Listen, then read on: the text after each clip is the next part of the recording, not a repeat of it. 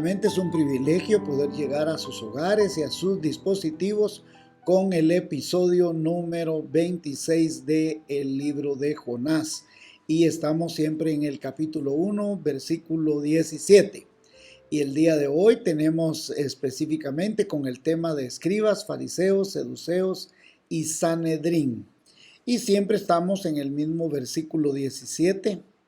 En esta oportunidad le traemos unas imágenes del siglo XIV.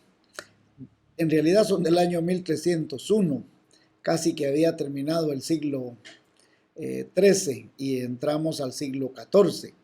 Entonces, ahí aparecerá en la descripción que son los dibujos, y para los que se conectan por primera vez, estamos usando una herramienta denominada época, en donde la E es un ejemplo a seguir, la P una promesa a reclamar, la O un mandamiento a obedecer, la C un cambio de actitud, un pecado a confesar, perdón, y la A un cambio de actitud. ¿Y por qué estamos poniendo todas estas imágenes? Para que usted vea a través de la historia el impacto que tuvo el libro de Jonás, un impacto tremendo a través de los siglos y a través de la literatura, la escultura, la pintura, el bajo y el alto relieve, y cómo fue una historia que impactó en el imaginario de la gente a través de todos los tiempos. Versículo 17 dice: pero Jehová tenía preparado un gran pez que tragase a Jonás, y estuvo Jonás en el vientre del gran pez 3 días y 3 noches. ¿Cuál es la señal de Jonás? En los estudios pasados vimos sobre señales, milagros, maravillas, y también vimos si los milagros son verdaderos o son falsos, etc. ¿Y por qué hablamos de esta señal? Bueno, Jesucristo es quien hace referencia de la señal de Jonás, y estuvimos leyendo ya por varias veces en Mateo 12, 38 al 41. Y dice así: algunos de los escribas y fariseos, oiga, ponga atención, por eso es que los vamos a mencionar y a estudiarlos a ellos. Jesús es quien, algunos de los escribas y fariseos de la ley dijeron a Jesús: maestro, queremos verte hacer alguna señal milagrosa. Jesús le contestó: esta gente malvada, infiel, pide una señal milagrosa, pero no va a dársela más que la señal del profeta Jonás. Pues así como Jonás estuvo 3 días y 3 noches dentro del gran pez, así también el Hijo del Hombre estará 3 días y 3 noches dentro de la tierra. Y en Mateo 16, 1 al 4 dice: algunos de los fariseos y los saduceos se acercaron. ¿Qué quiere decir? Allá menciona escribas y fariseos. Aquí menciona fariseos y saduceos. Se acercaron a Jesús para ponerle una trampa y le dijeron: queremos que nos hagas un milagro que pruebe que has sido enviado de Dios. Ustedes piden una señal porque son malos y no quieren creer, pero la única señal que se les dará será la señal del profeta Jonás. ¿Qué nos está tratando de decir los evangelios? Bueno, que es la gente perversa y mala la que siempre está pidiendo señales y milagros para creer que Jesús era Dios. Y Lucas 29 al 32 dice: la multitud se seguía juntando alrededor de Jesús y él comenzó a decirles: la gente de este tiempo es malvada, pide una señal milagrosa, pero no va a dárseles más señal que la del profeta Jonás. Pues así como Jonás fue una señal para la gente de Nínive, también el Hijo del Hombre será una señal para la gente de este tiempo. Entonces vemos 3 grupos de personas. Los primeros, quienes sean, eran los escribas y los fariseos. El segundo grupo fue fariseos y saduceos, y lo otro es la multitud de personas.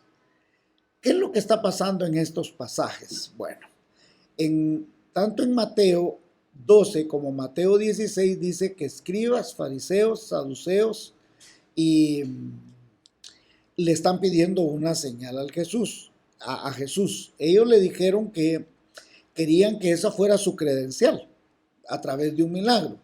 Ya estudiamos los milagros con anterioridad y ellos querían que demostrara que realmente venía de parte de Dios. Deuteronomio 18, 20, 22 dice, si alguno se aparece diciendo que tiene un mensaje de parte de Dios y que en realidad no haya sido enviado por él, deberán matarlo. Si el profeta anuncia algo y no sucede lo que dijo, será señal que Dios no lo envió. Entonces los escribas y fariseos querían que Jesús hiciera algo realmente sensacional, que demostrara que él era el Mesías. Y para entender los pasajes de Mateo y Lucas debemos entender el contexto histórico, el contexto económico, social, político y cultural del pueblo de Israel en ese preciso momento.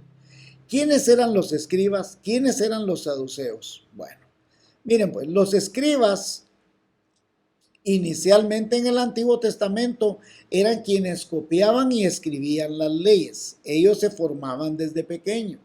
Aprendían caligrafía, aprendían geografía, aprendían a escribir, aprendían matemáticas, aprendían a redactar cartas. Ellos eran quienes redactaban los decretos, las leyes, las disposiciones de reyes, llevaban cuentas, tenían un puesto muy elevado, de hecho eran oficiales del gobierno o del rey y manejaban información muy importante. Obligadamente muchos levitas eran escribas y se encargaban de copiar y archivar las escrituras.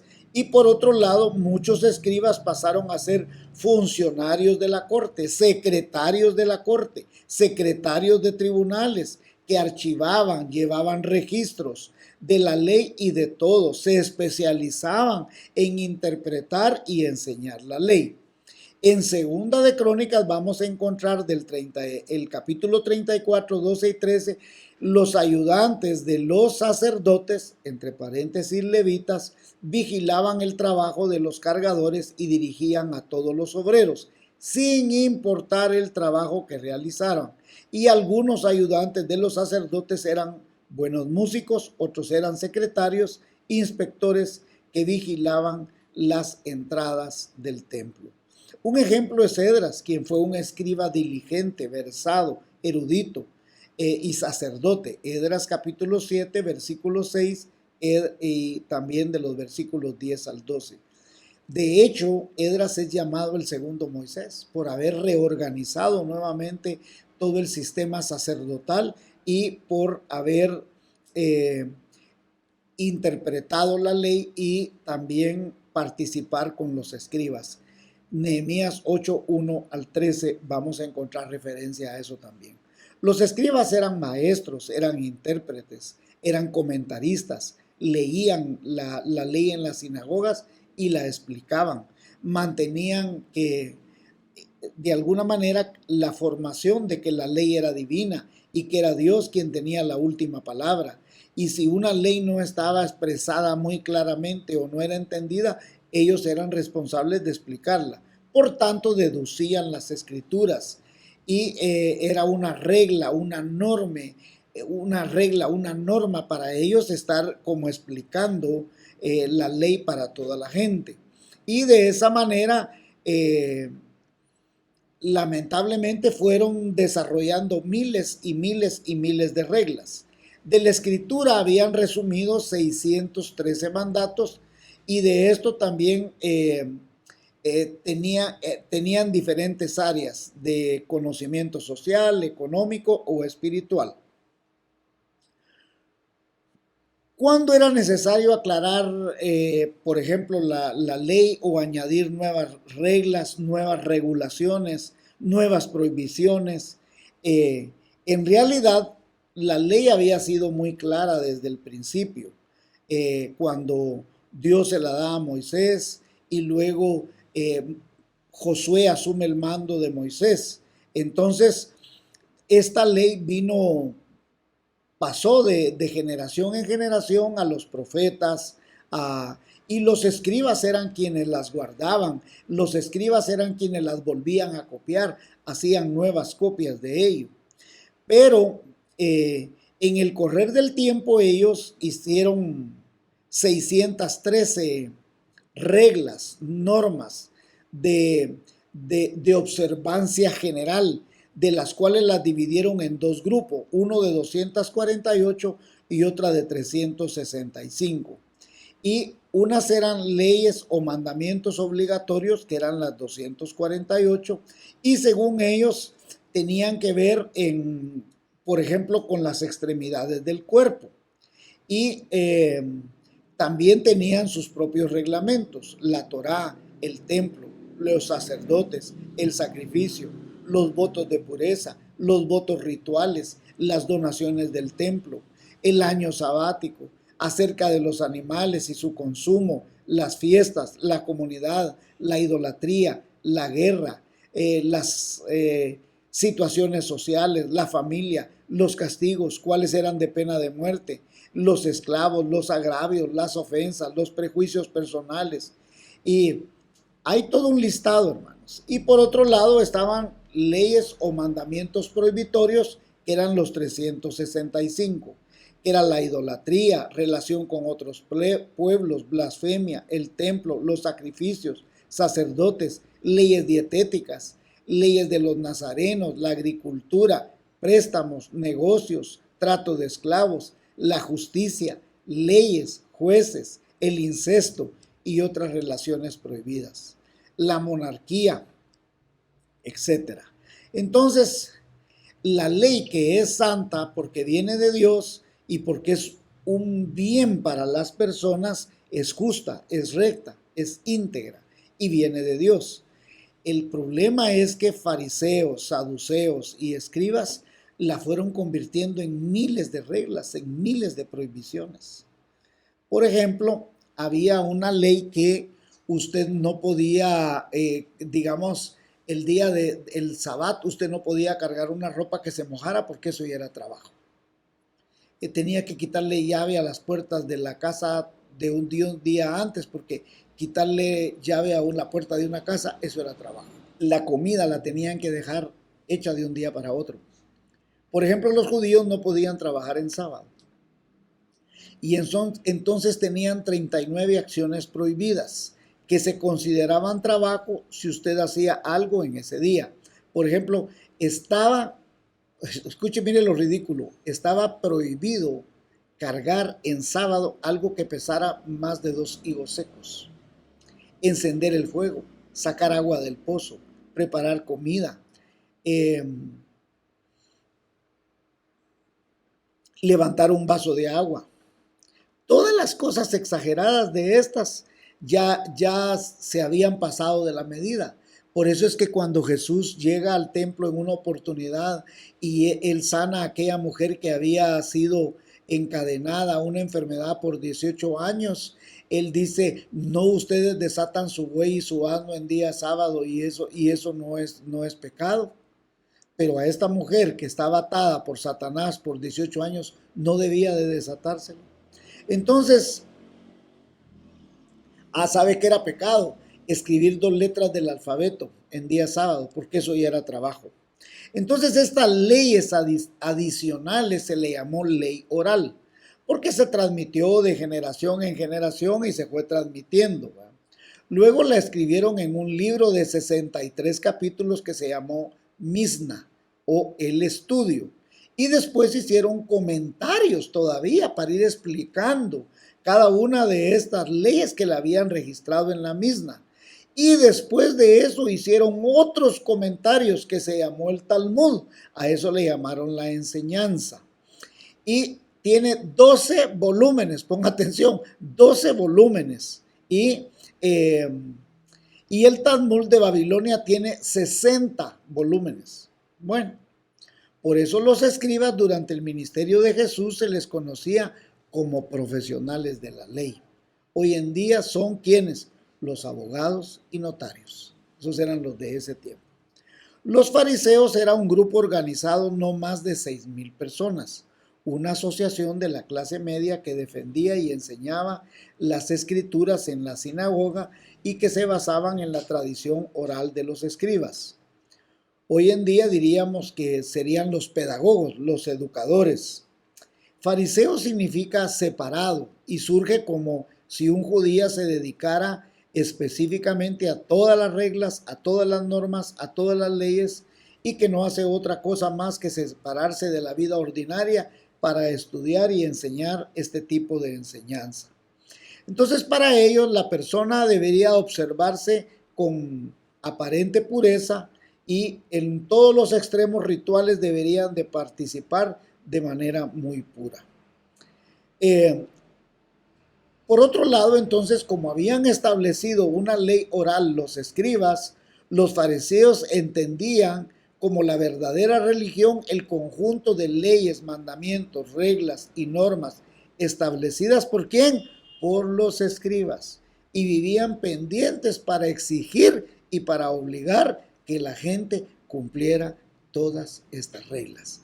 Por eso es que Pedro allá en el Nuevo Testamento que dice, cuando los gentiles empezaron a convertir y dijeron, no, se tienen que circuncidar, tienen que guardar toda la ley. Y Pedro y Pablo en todos aquellos sínodos que empezaron a hacer en el primer siglo, ¿qué dijeron ellos? Hermanos, pero si nosotros no hemos podido cargar con todas estas reglas, ¿por qué queremos imponer lo que nosotros no hemos podido hacer? O sea, por eso es que Jesús es el cumplimiento de la ley. Jesús viene, no es que venga a abolir la ley, porque Él dice, yo amo al Señor, no robo, no miento, etcétera. Todos esos mandamientos que sí eran de Dios, las otras eran interpretaciones de los hombres. Miren lo que dice Hechos 15:10. ¿Por qué quieren obligar a los creyentes de Jesús a obedecer leyes que ni nuestros antepasados ni nosotros hemos podido obedecer? Entonces, muchos escribas eran fariseos y muchos fariseos no eran escribas, pero ambos, escribas y fariseos, estaban estrechamente relacionados en una unión que daría como resultado una profesión, el rabino o el distinguido maestro, y hoy les diríamos doctores de la ley, ¿sí? Entonces, los escribas y los fariseos, por estar en contacto constante con las personas del pueblo en las sinagogas, eran personas respetadas, apoyadas, seguidas y por supuesto tenían conocimiento. ¿Y de qué conocimiento tenían? Pues del que ellos mismos habían escrito, ¿verdad?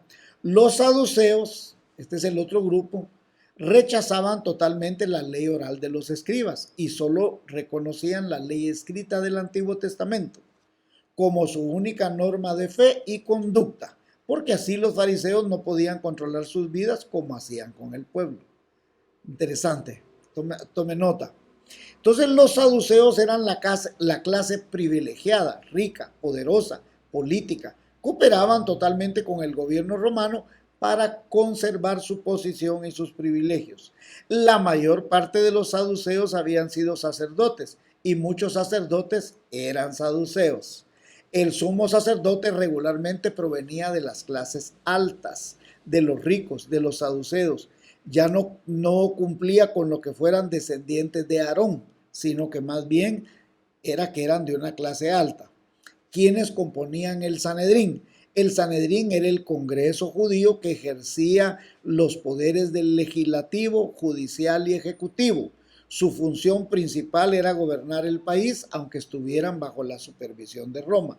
Estaba compuesto por 71 personas y presidido por el sumo sacerdote y 70 personas que venían de 3 clases de personas: fariseos, escribas, sacerdotes y saduceos, y los ancianos y líderes de familias de la clase alta judía. Marcos 8:31 nos dice, y comenzó a enseñarles que era necesario que el Hijo del Hombre padecer mucho y ser desechado por los ancianos, los principales sacerdotes, por los escribas, y ser muerto y resucitar después de 3 días.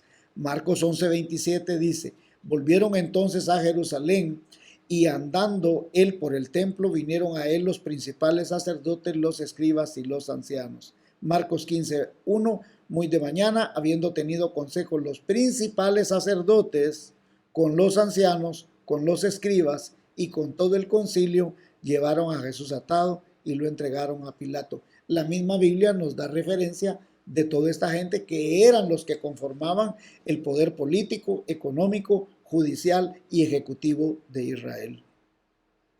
Entonces la mayoría de saduceos habían sido sacerdotes y entregado el cargo a un familiar y este a su vez a otro familiar, saduceo o no saduceo.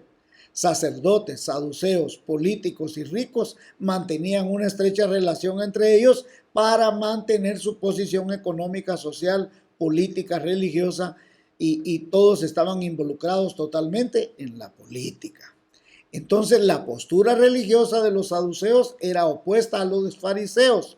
Por ejemplo, decían que la autoridad máxima era el sumo sacerdote y no las escrituras. De esa manera se garantizaran que lo que decía el sumo sacerdote era la ley.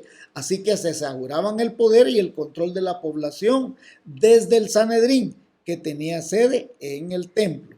En el Sanedrín y en la vida diaria, los escribas y los fariseos eran adversarios. Los saduceos y los sacerdotes ya no les importaba la ley de Dios, ni importaba el pueblo, importaba lo que se decidiera en el Sanedrín, el cual en su mayoría representaba los intereses de los ricos y del imperio romano. Ahora, lo interesante es que todos estos grupos se unen por una sola causa. ¿Y cuál fue esa causa, hermanos? Crucificar a Jesucristo. Ahora podemos entender lo que está pasando. Los saduceos y sacerdotes miraban a Jesucristo como un enemigo del orden establecido y que podía causar problemas a su poder y problemas también con la autoridad romana. Por eso es que no le perdonaban a Jesucristo que había denunciado y desmantelado los negocios del templo. Los escribas y fariseos no podían comprender cómo un simple hijo de carpintero supiera, interpretara, enseñara y pusiera una práctica de manera amorosa de la ley y de esa manera demostrara que ellos enseñaban una práctica que estaba mal. Por un lado, estos quieren enseñar la ley de una manera estricta, prohibida, peligrosa, y por otro lado Jesús enseña que la ley es amor, que la ley es perdón, que la ley es misericordia, que la ley es gracia, que la ley fue dada para beneficio del hombre. Además de la manera que enseñaba Jesucristo ponía en duda la autoridad de ellos, pues no aceptaban ninguna autoridad que no viniera de ellos mismos. Por un lado, unos tenían la autoridad en el Sanedrín y los otros donde tenían la autoridad en ese gran manojo de leyes que habían puesto y en la interpretación que ellos mismos le daban. Por eso los grupos de escribas y fariseos por un lado y por el otro saduceos y sacerdotes se unieron con el deseo de eliminar a Jesús.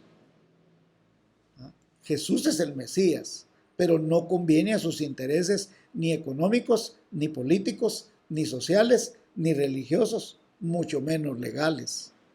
Solo en compañía tuvieron muchos enfrentamientos con Jesús y ambos decidieron confrontarlo, retarlo, enojarlo, ponerle trampas, acusarle con tal de ponerle fin a su ministerio. Después de esta explicación, ¿verdad? Y tal vez solo quisiera agregarle algo. Si usted se recuerda, llegan con Jesús y le dicen, dinos con qué autoridad haces estas cosas. Y Jesús le dice claramente, díganme ustedes, ¿el bautismo era de Juan o era de los hombres? Y ellos obviamente dicen, no sabemos, porque tenían miedo a cualquiera de las respuestas. Pero si decimos de los hombres, nos van a apedrear el pueblo porque saben que es de Dios. Y decimos que es de Dios, ¿por qué no le creísteis a Juan?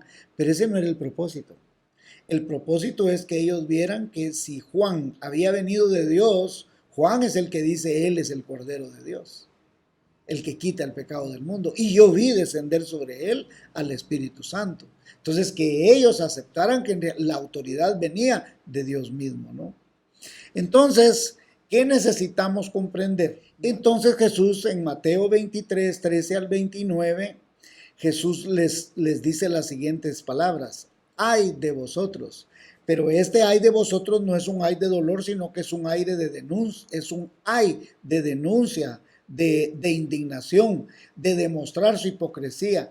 Ellos eran gente necia, malvada, perversa, impía, que estaban tratando de aparentar delante del pueblo que ellos eran buenos, que eran honrados, que representaban a Dios, pero eran todo lo contrario. Jesús les dijo que eran sepulcros blanqueados y que lo que representaban era maldad.